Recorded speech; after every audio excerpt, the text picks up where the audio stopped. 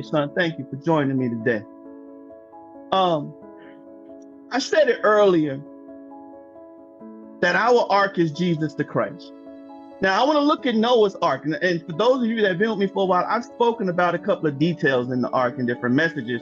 But I want y'all to think about when he was given instructions to build the ark. The windows in the ark, there were no windows on the side. There were no windows on the side. The only windows they had were closer to the roof. Now, this makes me think, Alicia, like I think sometimes. I think some of us that are living this life, that are saying that we're in Christ Jesus, that we're following Christ, we got our windows in the wrong place. We got our windows too low. We got our windows in a place where we're spending more time looking at the things that are going on around us. All y'all worried about Trump and all these races and all this other stuff that's going on. Y'all worried about them so much that ain't nobody looking up to God no more. You're worried about what the government is going to do. The government's going to do what the government is going to do. And that's only what the Lord allows them to do. Some of us need to reposition the places of our windows. Because all we're looking at and all we're focusing on is the darkness that we see around us. All we can see from day to day and all that we can talk about is the evil and the terror that we see around us. Al, am I making sense to anybody? But the Lord doesn't want us to be focused on those things so much, Pat Brinkley.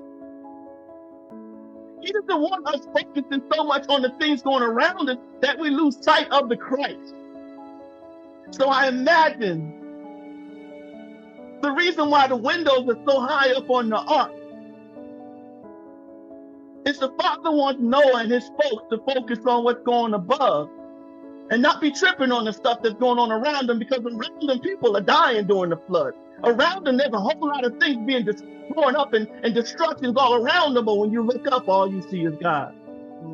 You see life. We need to not be so caught up in the things that's going on around us. Now, let's not get caught up in the people who don't show up for us.